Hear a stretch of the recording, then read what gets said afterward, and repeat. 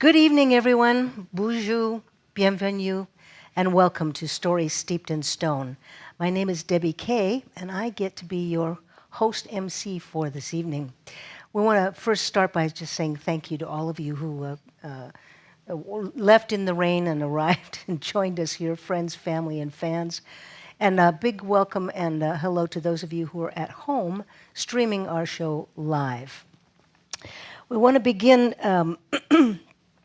this evening by just acknowledging that we are in the Robinson-Huron Treaty Territory. This is the traditional territory of the First Nations people of Powhatan, Garden River, and the Métis people. We are here tonight at the Ermatinger Heritage Discovery Center. What is Stories Steeped in Stone? It is a cultural arts performing series. There are 13 episodes. It's featuring every kind of artist you can think of: poets, storytellers, singers, songwriters, musicians, dancers, and artists of every kind. We sure have a lot of talent in the Sault Ste. Marie area and Algoma region. Tonight is the 11th edition. And by the way, you can watch the rest of this series, if you like, by going to YouTube and looking it up under Stories Steeped in Stone. Let's get started. Our first performance is from the Memoirs of Robert Courier. You folks know him as Farmer Bob, great writer. And by the way, I saw that his book is for sale in the lobby out there. He's affectionately known as Farmer Bob, but this comes from his book, The Canadian Bushwhacker. To set the scene, going back to post-war era, talking about the 1950s or the good old days. And I remember as a kid, and I think that you might too, when we used to, the neighborhoods were just full of children. We were running around and riding our bikes and climbing trees and screaming and yelling and being at everybody else's house and stayed out until the streetlights came on. To bring these memories to the stage this evening, we'd like to welcome a well-known teacher and drama coach, Mr. Bob Cooper, and a very young actor, Max Sanguinetti Grant. They are here to tell you the story of a neighborhood story, St. Andrew's Terrace. Please welcome Bob and Max.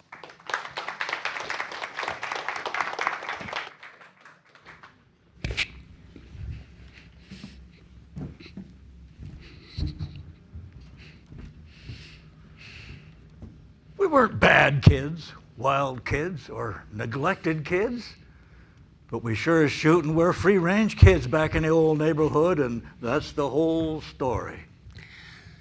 There's lots of us, packed 2 and 3 to a bedroom in most houses. Well, it was the early 50s, and the baby boom in St. Andrew's Terrace neighborhood was growing fast in 1953. The Burns family had 13 kids, the Clares a passel, and our family, the Couriers, had a modest 6. So many of us that when you call on a pal, you sing out his or her name at the door to cut the right kid out of the herd without disrupting the rest of the family. Kids back then had nicknames like Stretch and Plug and Hedgehog! Neighborhoods were still safe. There was no parental paranoia. Kids had the numbers, the freedom, and one hell of a time. There's Firecracker Day. That's what we called it. I never knew it was a celebration of the Queen's birthday until much later. Any kid with a quarter can get a sack of fireworks. And we all did. If you want to spend 10 cents on just one, the kindly clerk at the candy store will hand you over a big guy. Even to a 6-year-old. Or a Blockbuster. The equivalent of a stick of dynamite. With a smile and wishes for a good day. We blew things up, threw them at each other, and accidentally started the odd fire here and there. A few blocks from my house were 5 outdoor ice rinks. That's where we wintered. Almost every day after school, we'd head for the rink, skate till supper time, come back in the evening, skate till 9, and then play hockey till closing. Yeah, and on Saturday mornings, if we were flush, and we usually were when our mothers gave us a quarter, we'd head for the Princess Theater. 15 cents get you in for 2 movies, and you still have a dime left for a box of popcorn. We did other things. play ball, road hockey, hopscotch, Bike everywhere. hang around at the locks and fish at the trestle. Where the Garson family graciously tolerated us. We had a great childhood. We made our own fun, and life was joyfully spontaneous. Most of us turned out all right. Hedgehog!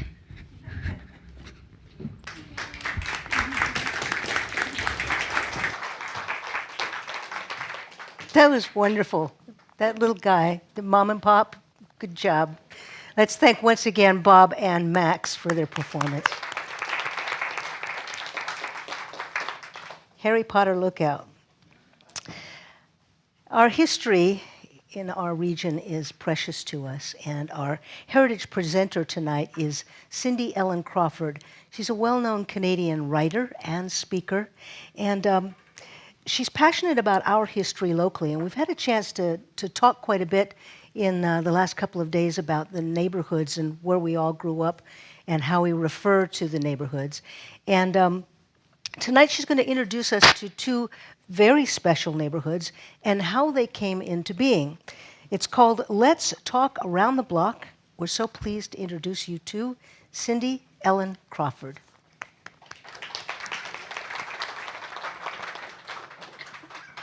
Thank you. Thank you. Good evening, everyone. Location, location, location. It's been the siren song of the real estate world since time began and transactions were conducted. Where you live plays a critical role in your life. You need access to shelter, food, resources, and it's also a memory maker. The earliest settlers to our area were drawn to the waterfront, the riverfront, the water highway. Pockets of cultural communities then set up space where they could embrace and sustain their common language, customs, schools, and traditions. But the development of neighborhoods are the building blocks to what becomes our community. And while we may recall our childhoods or remember where our grandparents lived and the visits we had with them, the story or purpose of the earliest building blocks have been unfortunately watered down with each generation. So let's talk around the block and revisit two very distinct neighborhoods that were created with an ideal resident in mind. Both are 40 years apart from each other, and each reflects a changing community profile. So first, I'd like to talk about Buckley. You can see it on this map here. This is an ad, part of an ad that ran in the Sault Ste in 1902. At the turn of the century, in 1902 to about 1905, this was the hot property development in Sault Ste. Marie. In the larger ad, which I don't have here, it was touted as the most convenient location in Sault Ste. Marie, the most convenient subdivision. So what made it so convenient, and to what? Well, as of 1902, there was a new employer in town called Algoma Steel, and new hires meant a need for housing and something in close proximity. It also meant that people who were working at the pulp and paper mill or other waterfront industries were in need of housing as well. So where is Buckley? You had a little bit of a glance on it there earlier, but just to give you the perimeters, west boundary was West Terrace, which is now known as Prentice Avenue. East side was Cora Road, south was Wallace Terrace, north was Connaught Avenue. So we're looking at the streets 1st, 2nd, 3rd, 4th, 5th, and 6th Avenue. Lots in 1902 could be purchased for $125. I did the math, the calculating. That would be equivalent to $4,200 today. So with that $125 lot purchase, you were expected to put $25 cash down, and you would be paying $10 a month, no interest ever. Wouldn't that be sweet?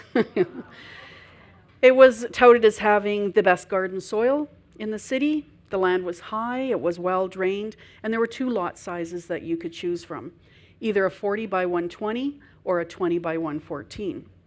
Now, we don't use Buckley typically in everyday conversation. I've yet to find, well, actually I did hear somebody in the last couple of days mention they knew someone who grew up in Buckley, but we don't tend to say, oh, I'm from the Soo, I'm from the West End or Central, oh, I'm from Buckley. I don't ever remember in my lifetime the word Buckley coming up.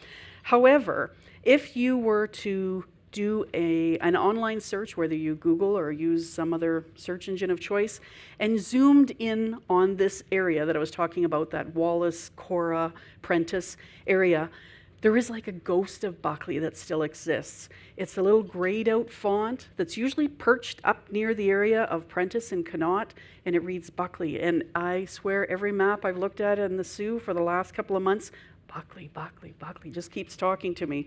So it's still there. So who was Buckley?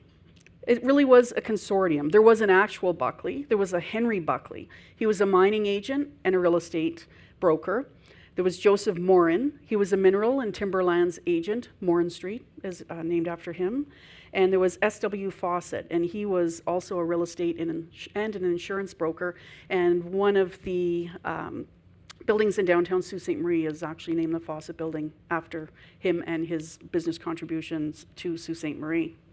So there was such a population boom that was happening at the turn of the century. We're starting to see a middle class, upper middle class starting to evolve as well. Central and downtown schools were overflowing, and then now there was going to be this new subdivision coming in. School records show at that point there were 109 or 119 extra students that were considered overflow for the downtown schools at the time. So of course, they had to build a school for the subdivision as well. The Harrison Buckley Public School. Now, you probably haven't heard of that one either. If you had attended it, you'd be about 120 at this point, so I don't think anybody here has attended it. But it was renamed in just after Second World War and called David Kyle School, who was somebody who has his own incredible history as well. But it's since been torn down, the David Kyle School, and all that remains is a park that is named in his honor. So I'm still looking for the namesake of Harris. I haven't been able to determine yet what his association was to enable him to have his name credited to the naming of the public school when this subdivision was first created, but I will find it at some point.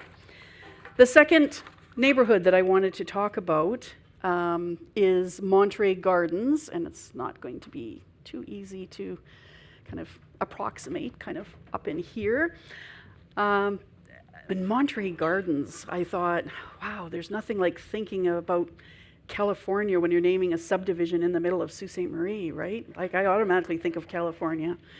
It has a great sound to it, and I remember as a very young girl, and then in later conversations, my grandparents would refer to the home, oh, do you remember when we lived in Monterey Gardens? You know, or the neighborhood in Monterey Gardens, and oh, I just thought that sounded so glamorous. And it took me many years to make the connection that their home on Cunningham Avenue was Monterey Gardens as part of that collective. So we're talking about a subdivision on top of the hill, basically Smale to McDonald, Weldon to Poplar, and little pockets of Bellevue as well. There's actually, over the course of several years, 3 or 4 mini subdivisions that actually make up Monterey Gardens.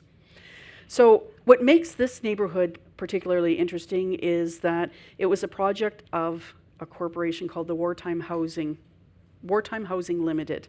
And this would be the early precursor to the Canada Mortgage and Housing Corp. So in 1942, applications were made available for people to rent a home in this area. So by 1944, 1945, houses were constructed, people were moving in. But what makes this subdivision so different than a lot of other neighborhoods in the Sioux was it was a rental community. It wasn't meant to be sold real estate. You paid for any of those lovely little houses that are up there now, $22 to $24 a month. And you're probably thinking, well, why would you start a rental subdivision? Well, it was a temporary housing to meet a need. They weren't meant to be permanent. They were all prefabricated homes. There was a factory located down near Bruce and Wellington where a lot of the assembly took place. And in one of the war housing assembly manuals that I read, it said that it shouldn't take more than 36 hours to build one of those houses. Now, I'm speculating here that, and this is totally my theory, maybe the reason they called it Monterey Gardens was because who this subdivision was targeted for were specifically people who were working in defense-related industry here in Sault Ste. Marie, plus any of the returning veterans and their families. So to me, I thought, well, maybe Monterey was meant to be an escape from working with product that was to help the war effort, as well as returning from the war. Like I said, it's just my own theory. Now, smaller houses in size than a lot of them, a lot of the other subdivisions, they'd be typically 600, 800 square feet, and they were often referred to in their design style as a strawberry box. Like, think of the little berry boxes that we have, a strawberry box or a miniature Cape Cod house. Lots were of a good size because this is still on the heels of the whole victory gardening movement, where they were working towards people being more self-sustaining in terms of the food that they would be able to grow and perhaps even share within their community. It was a very attractive area to young families, and I remember reading in an interview that was done with somebody a couple of years ago that, in fact, it was so attractive to young families that sometimes Monterey Gardens was actually called maternity gardens due to all the children that were being born prolifically in that neighborhood. So Monterey Gardens today remains one of the largest Victory Home subdivisions in Ontario. And I've read that when Canada Mortgage and Housing Corps decided that they would remove themselves from the wartime housing, as we refer to it locally, that the initial starting prices to buy a house in that neighborhood, you gotta take a deep breath with this one, was $400. So it's $400 plus now. So over the years, even though extensive renovations have altered the houses so that, a lot of them have basements, many of them didn't, porches, decks, garages, they're still very much a hot property in Sault Ste. Marie for families starting out or slowing down. And I was really pleased to see when I moved back to the Soo last year that there had been some community effort towards recognizing a lot of local neighborhood pockets through the city's planning division and recognizing them as significant heritage areas. And there had been a number of public forums that I'm sorry I missed, but to identify all of the various heritage aspects of both, of about 6 different areas in Sault Ste. Marie. So, Buckley and Monterey Gardens are just 2 of the many historically interesting neighborhoods in our community. I encourage you to explore the history of the building blocks that made your own neighborhoods part of our greater community. You may be surprised to discover that there's a whole other backstory that you didn't know existed. Thank you.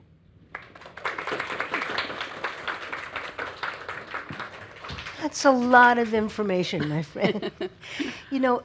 I think about the neighborhoods of this area and places like Old Jamestown. I'm just curious as to why you settled in on these 2 neighborhoods. I think I was torn at first because there's just something interesting about every aspect of a neighborhood, to me anyway, but I looked at Buckley as a subdivision that was developed for opportunity. This was an influx of new people, new job opportunity, hope, and a community that was really starting to grow. So I looked at Buckley as opportunity, and then I looked at Monterey Gardens as honor. It was a way to honor people for their efforts, for their contributions, and help ease them back into life in their community and make things accessible and further develop our community as a whole. Yeah, that makes sense to me. Cindy Ellen Crawford, ladies and gentlemen, thank you.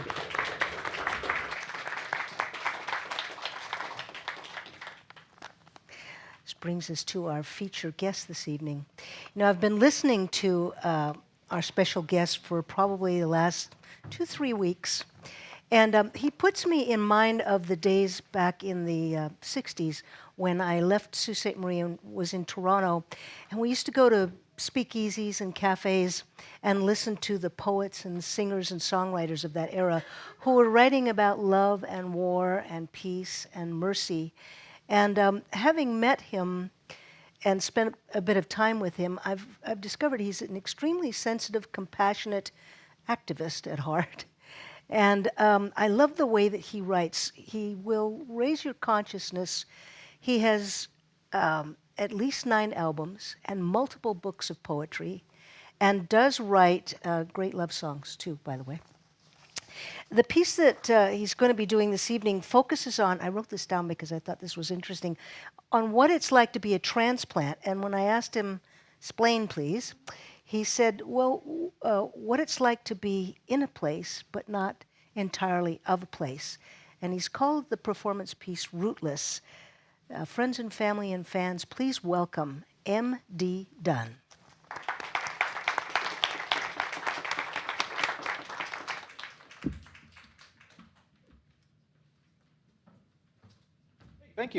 Thanks for being here. You have so many options of where you could be, and I'm so glad that you chose to be here. Because here is a wonderful place to be in so many ways. And thank you, Debbie Kaye. It's as a Sioux musician, it's a great honor to be introduced by Debbie Lori Kaye. So thank you.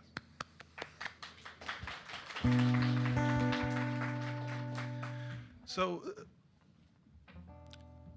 these songs are about various things, but most of my writing I do just along the river here and in my walks, and they kind of come to me in fragments and little pieces that I put together. And this first song I'll play is called On Five Fingers, and it's kind of me. Some of this is in progress, and this song is one of those examples. But this song is sort of contemplating the idea of, as Debbie said, being of a place but not quite of that place. Being rooted in a place and yet realizing that one's roots don't go that far back. I can count on 5 fingers the generations of my family in North America. Looking out into the river that I love well, I see it only as my ancestors saw. And talking with friends who see deeper than me, I must seem like a strange thing, 'cause I'm rootless. That's right. Always return to light.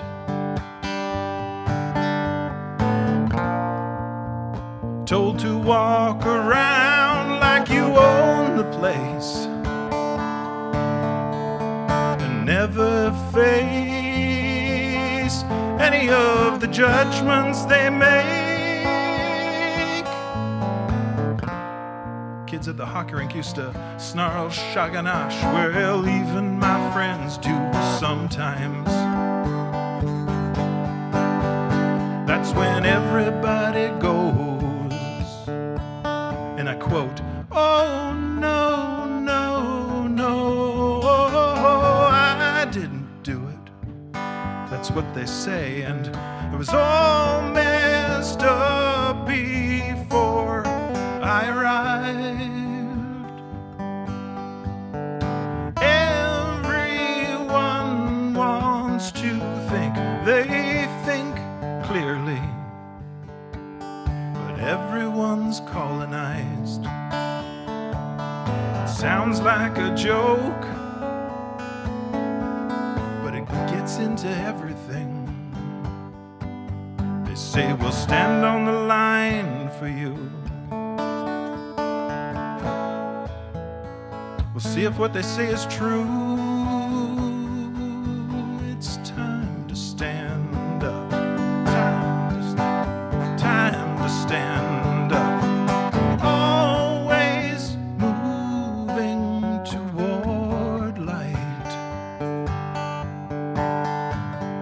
Always return to light.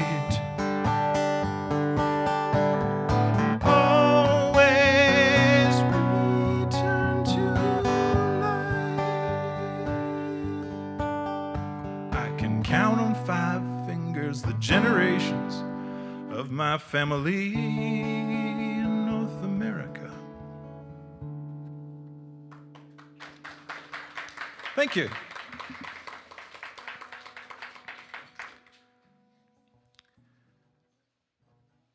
This is another newer song. I better get that right. It's called People Talk, and it's really just about that.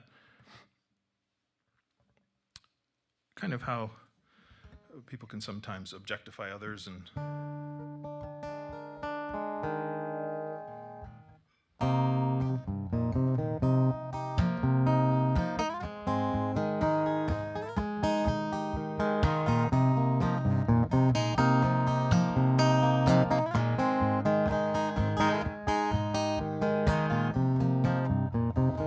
oh, I know this road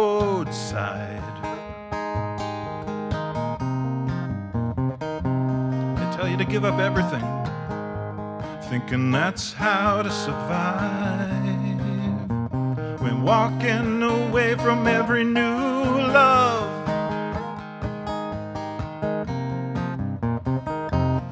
I walked away from you.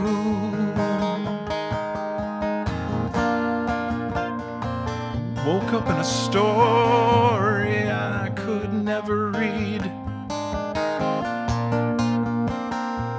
Too cynical, outnumbered, and lazy to stop the thieves. In darkness until the truth ignites to bring on its golden light.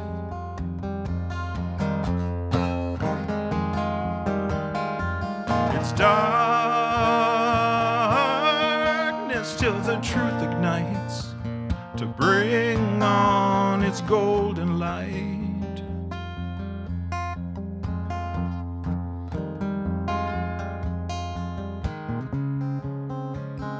People talk, don't let it rule you.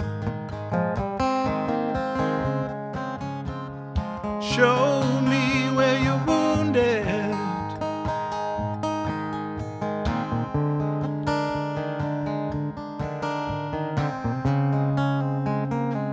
That's where the spirit resides, where the heart is divided.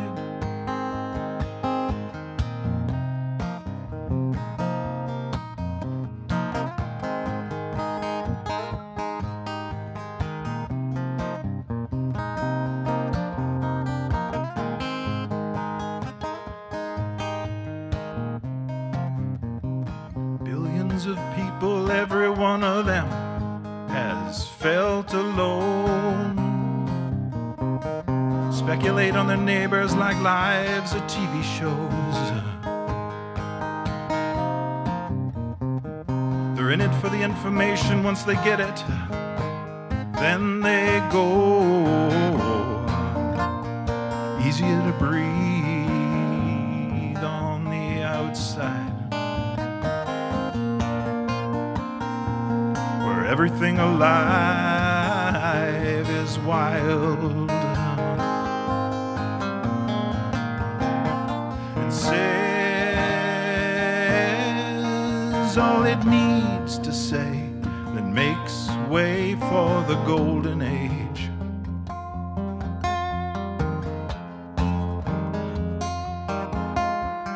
Say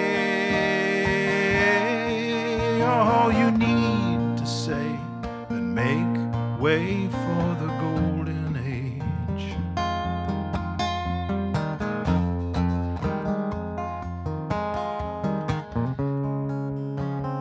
People talk, don't let it fool you. Show me where you're wounded.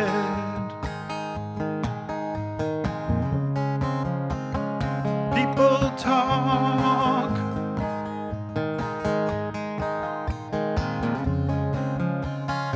People talk.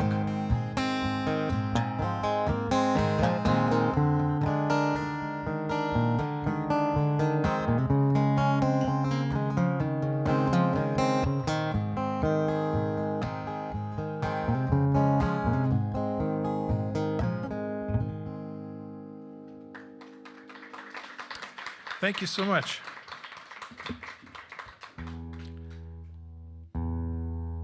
Just a minor. Oh, that's not too bad. I don't know what people did before electronic guitar tuners. It can be challenging to do that on the spot. This is a song, it's kind of a difficult one.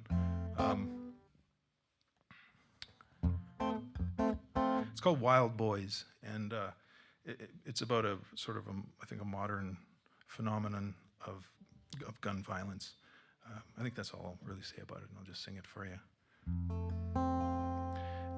It does get lighter a little later on, but it's just that some of the some of the problems we face in North America are very much, I think, related to the fact that the North American culture has been sort of imposed upon this land. So with the lack of relation, we have, that's the formula for trouble.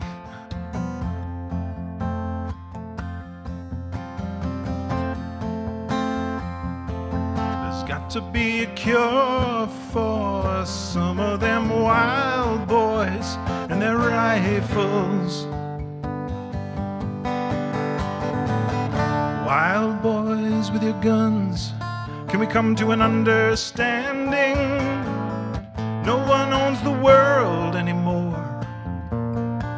Those were our daddy's plans. You seem afraid to be like everybody else, just trying to get by, have good lives, and share some light where you can. We're human just like you.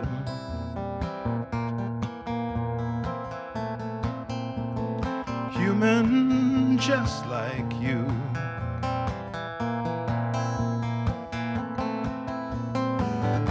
Wild boys and your guns, you make me nervous. I can say with experience, it's bad news when you bring those around.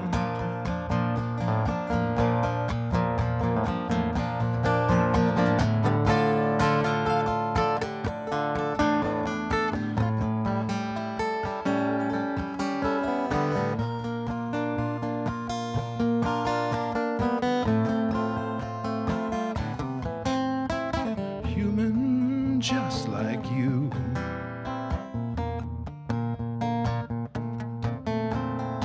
Human just like you.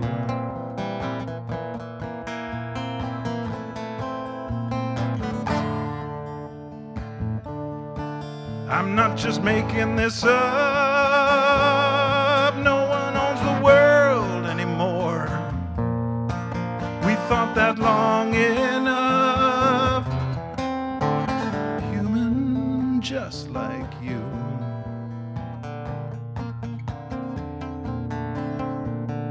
Human just like you. There ought to be a human just like you.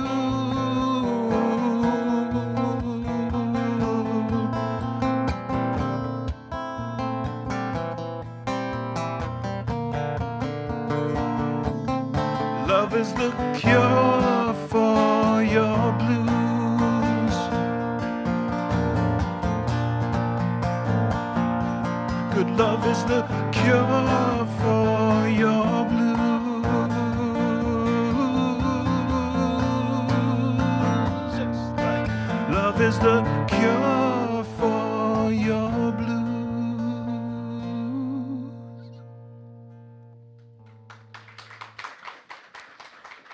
Thank you, thank you.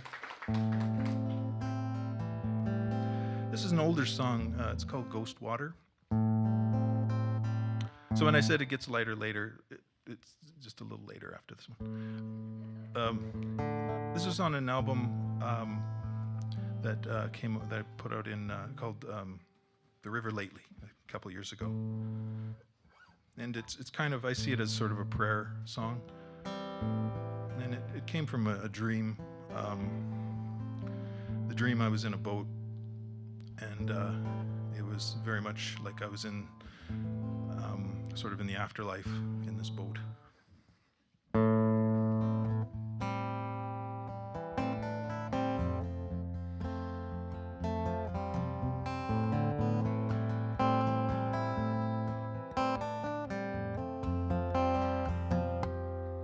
You could live on ghost water, find your dreams in the wind, in the rain. Make a sail with the lives that you saved. You weren't even trying.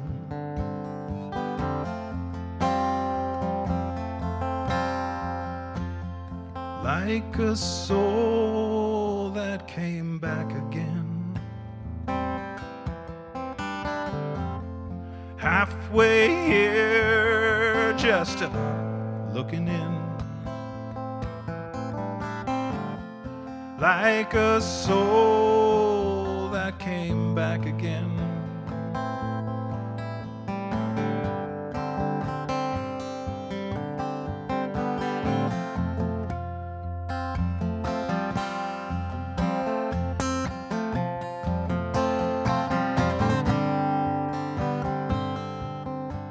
When you let go,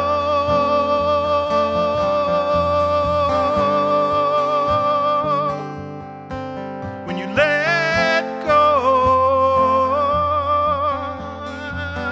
sailing ghost water, don't let go, sailing ghost water.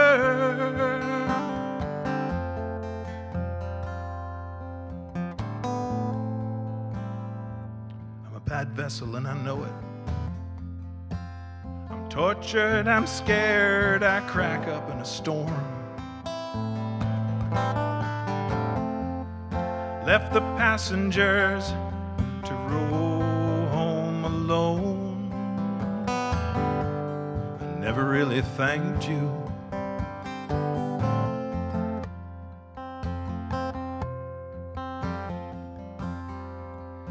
Like a soul that came back again, halfway here, just looking in. Like a soul that came back again.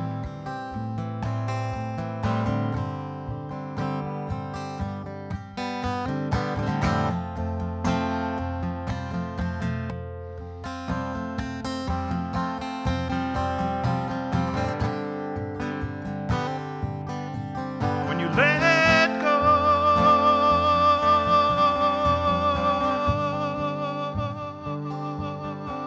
when you let go, sailing ghost water, don't let go, sailing ghost water.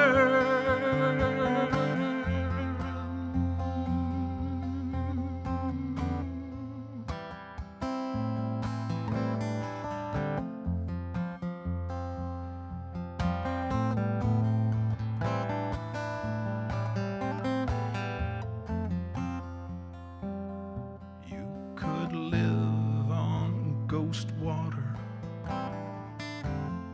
find your dreams in the wind, in the rain. Make a sail with the lives that you saved. You weren't even trying.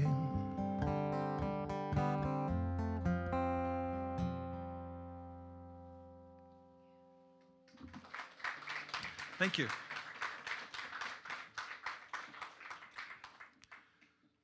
So, one way to set up a set list is you start dark, and then you go darker and darker. And then you start crawling back to the light. So, this is an older song, too. This is called The Old Grey Dog, and it was on a CD. I have some CDs for sale if you're interested. They're in the hall there. This one's from an album called Clay Rooster, which is kind of a fun one to do. This is a country band. And it's a place song. It's about Lake Superior.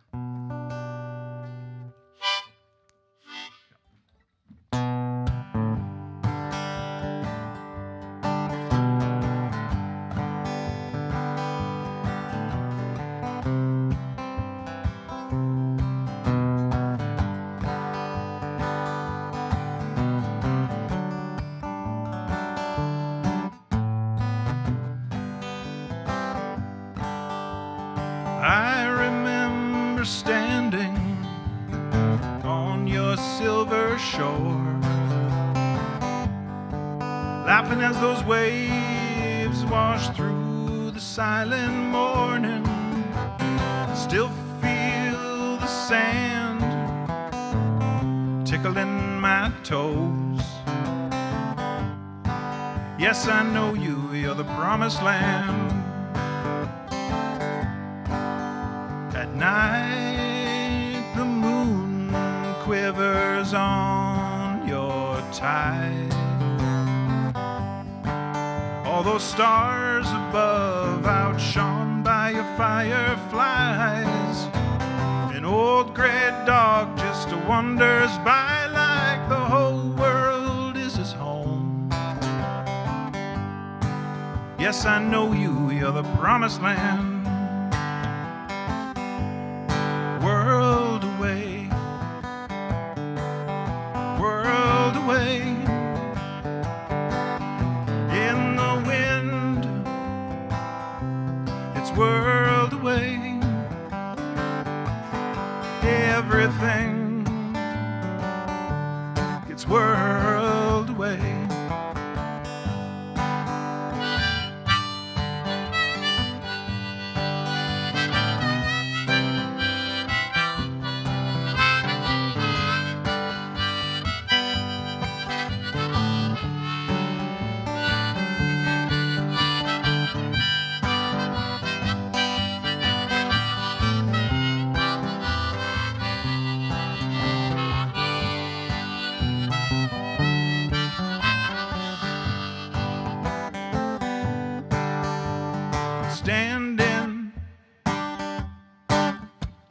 Standing there, and everywhere I travel, you travel with me.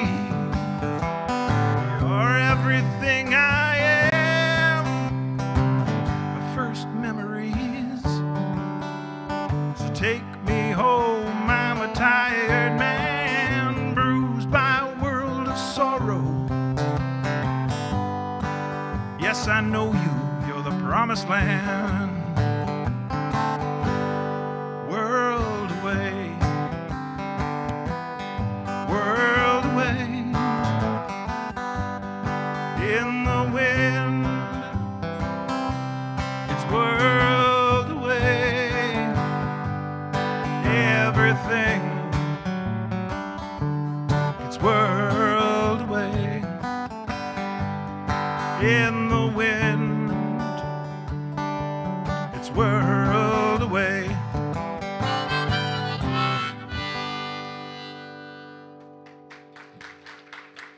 Thank you.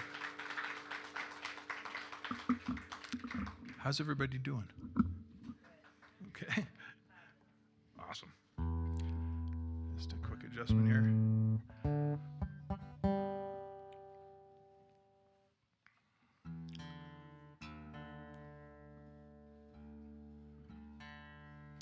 A couple years ago, you may remember this. The problem with being political is you never know who you're talking to. So, so you might remember this better than I do. There was talk of a refinery being built in the Sault, a chromium refinery. Of course, they're going to put it on the water because that's where all the other industry went, right? Which made sense maybe in a colonial way of looking at things. You have to move the stuff you build, right? So water's natural. But when you look at things beyond a colonial way, it's kind of the worst place to put something like that. So a bunch of concerned citizens had a gathering in local conference hall, and as part of the presentation, these two elderly retired steelworkers were speaking, and they told the story about working in the steel plant in the 1950s and 60s when it wasn't, manly to wear respirators. And these two gentlemen were saying how when they were young, working in the mill, they insisted on having respirators, and everyone from their foreman to their fellow workers mocked them for that. And they were telling this story, and the one man, I'll always remember, he says, all our brothers are dead. We're the last of our crew. And he was weeping there in front of us all. And this song just kind of came out. It's called Your Life for Money.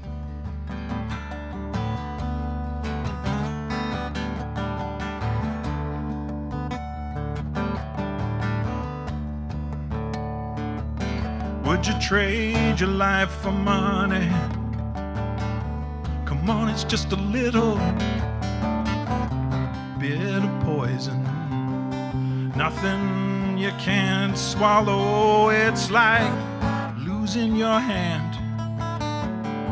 They give you the middle finger.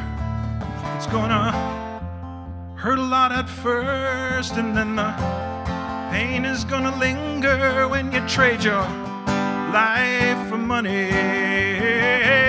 How far does the water flow? How deep will the poison go? How far does the water flow? How deep will the poison go?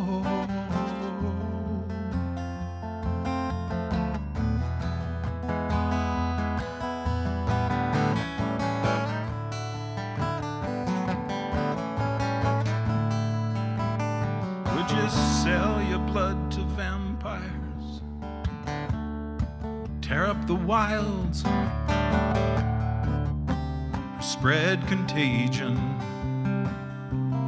building empires who solve their problems by writing out checks. They look you in the eye while they size up your neck when you sell your blood to vampires. How far does the water flow? How deep will the poison go? How far does the water flow? How deep will the poison go?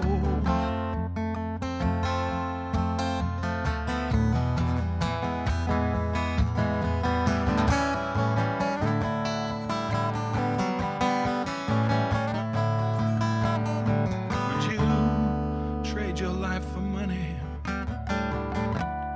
Drive a big truck, pay for your funeral, just keep pushing your luck with the billionaires who put those holes in the ground. They got a grave dug for us when we finally fall down, when we trade our life for money. Does the water flow? How far does the water flow? How far does the water flow?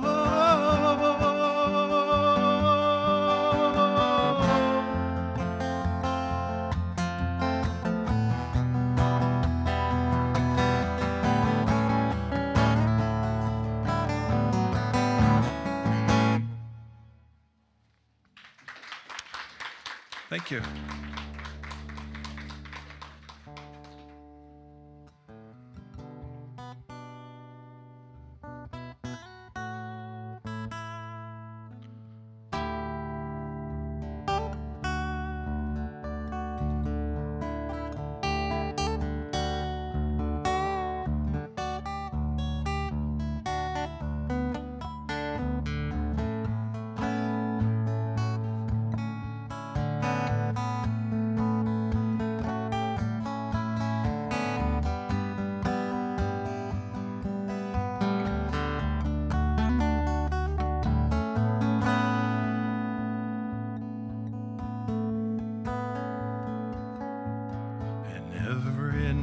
I read your letters like I'm studying the Bible. looking for meaning in the message where you hide 'em.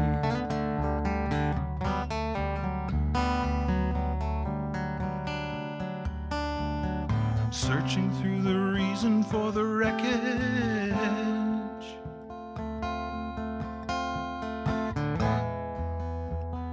Anywhere I can find it. And I hope you say the one thing I have tried to say before the bells ring.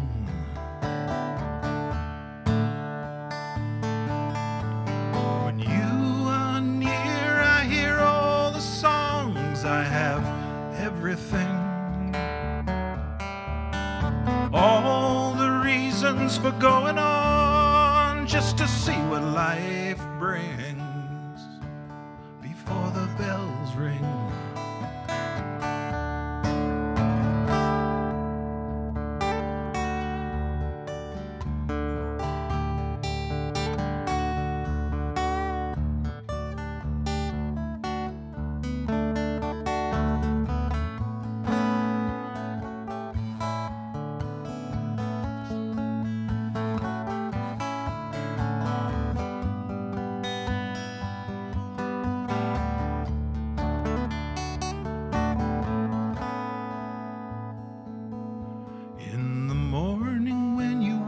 All those dreams are still inside you, awaiting activation so their imagery can guide you. May you dream only what you need to see.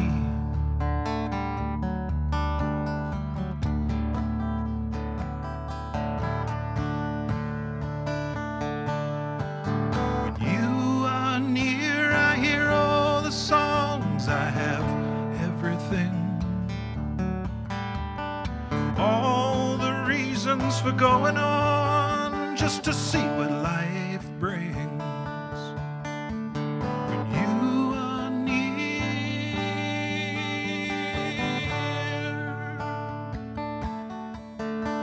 when you are near,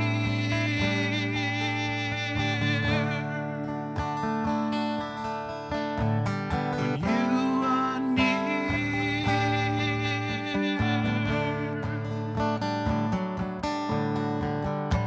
you are near, I hear all the songs. I have everything. All the reasons for going on.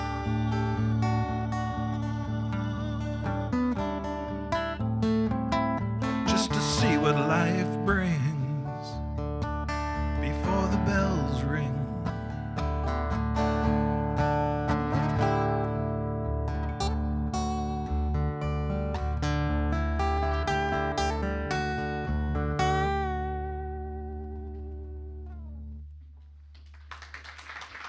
Thank you. Well, this is the big action part of the show. So hold on to your socks.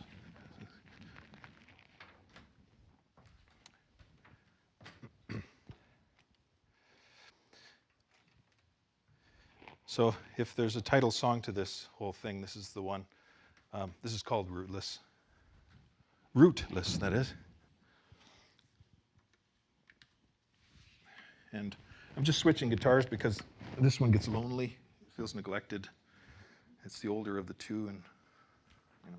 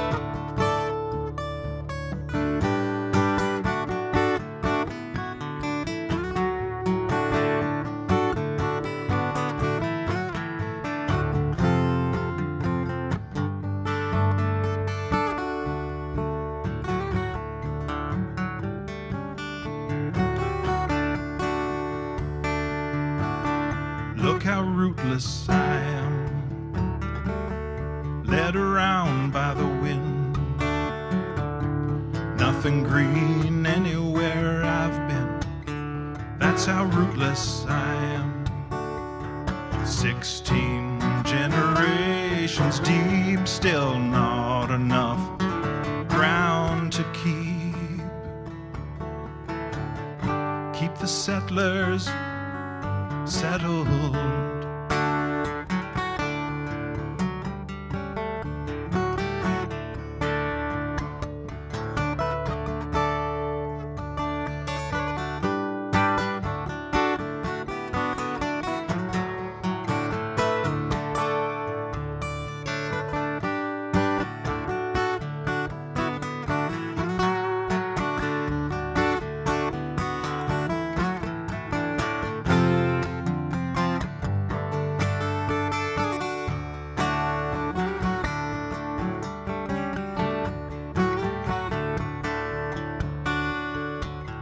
Take much more than I need. Dig the earth till she bleeds. Wherever I go, I feel at home, although I know I'm rootless.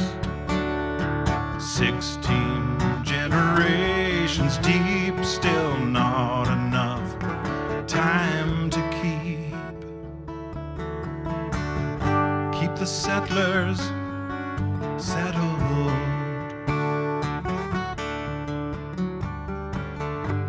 The settlers are unsettled.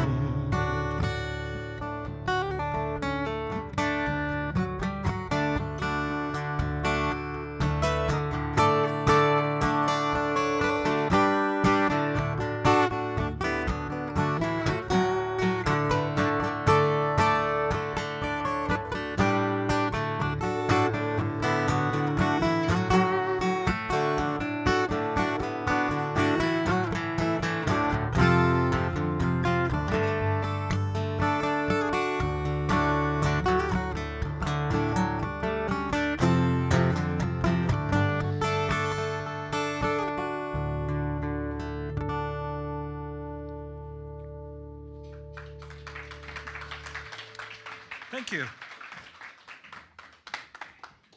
Whoop, pardon me. 2 action sequences.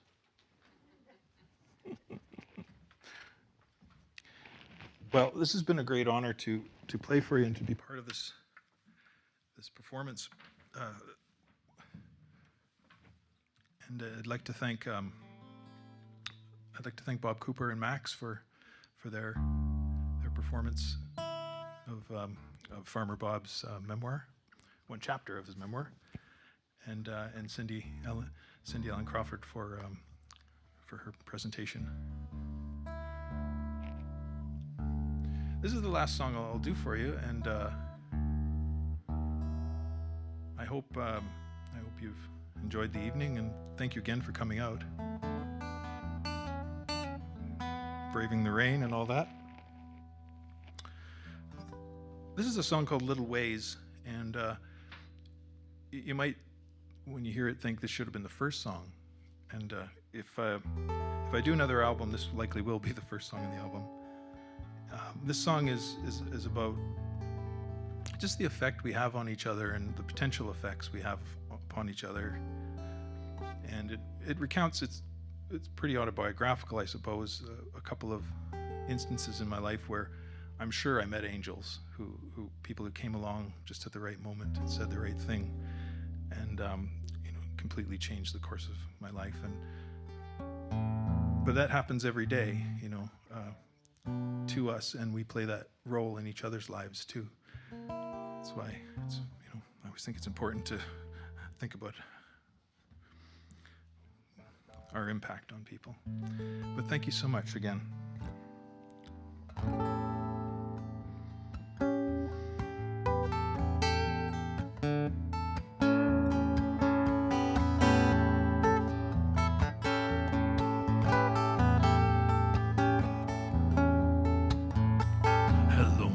Friends, I'm just checking in.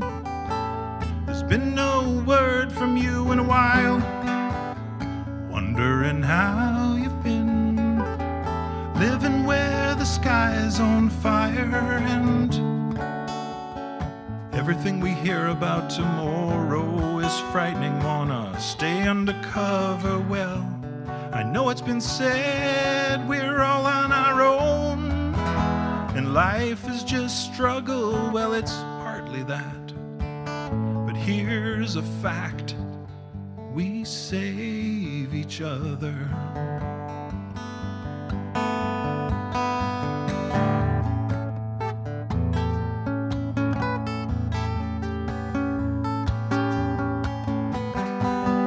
On a crowded street one time, she screamed, "I love you," out loud.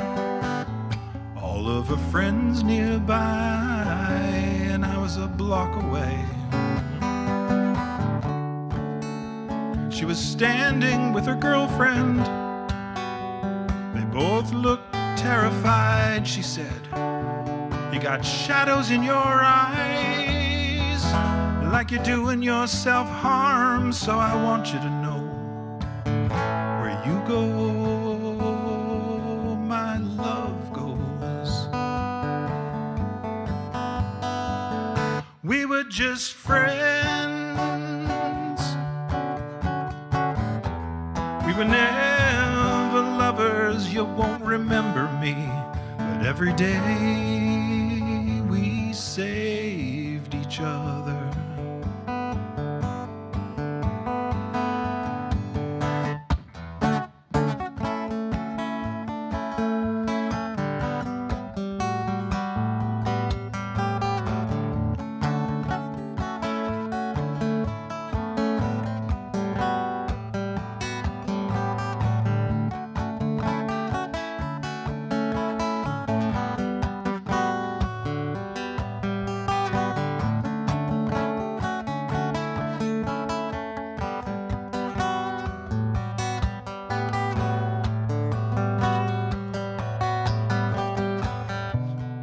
Light of the light, love of the lost, all things through you. Love goes where you go.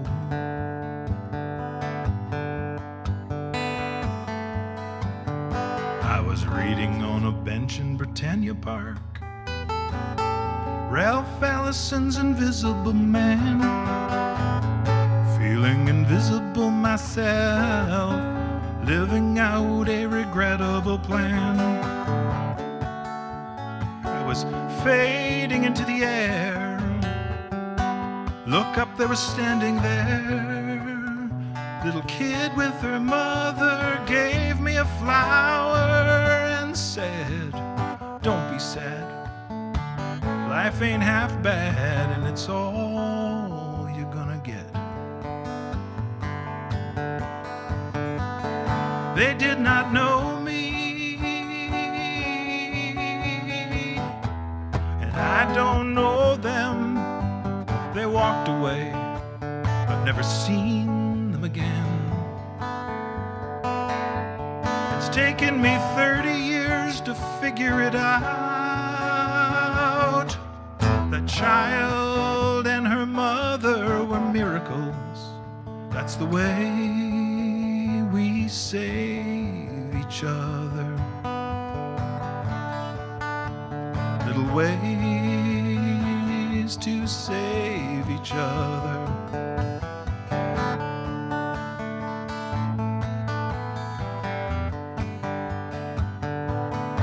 Light of the light, love for the lost, all things through you.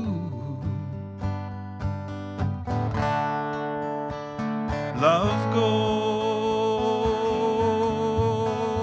where you go.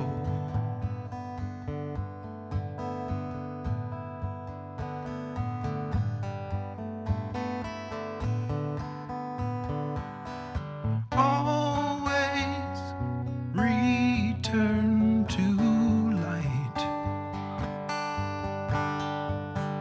Always return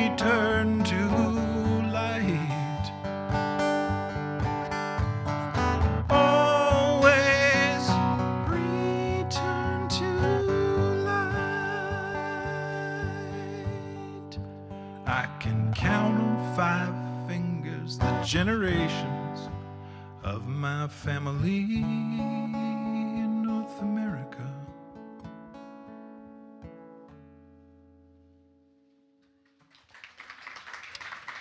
Thank you so much. Thank you.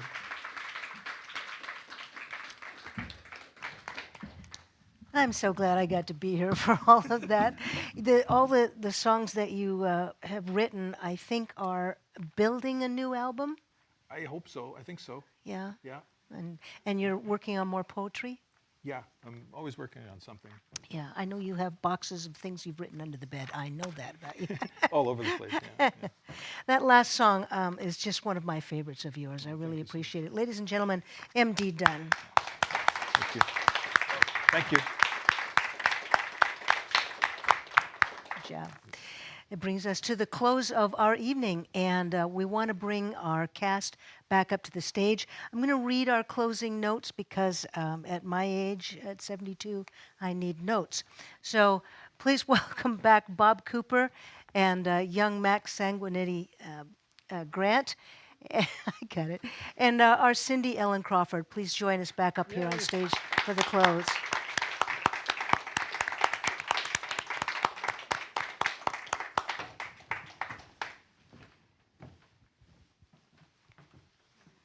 All right, let's tuck in. Stories Steeped in Stone is brought to you by the partnership of Friends of Ermatinger Clergue National Historic Site and Theatre in Motion. We're grateful for the funding that comes from Canadian Heritage, which allows this series to come to life. I'd like to also thank our entire production crew. It takes a lot of days and a lot of hours to put this together.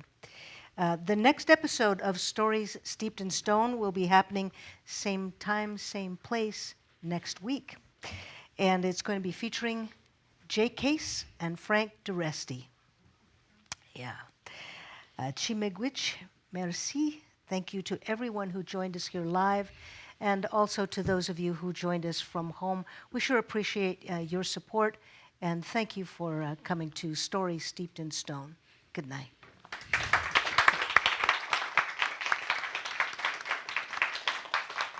Good job, guys.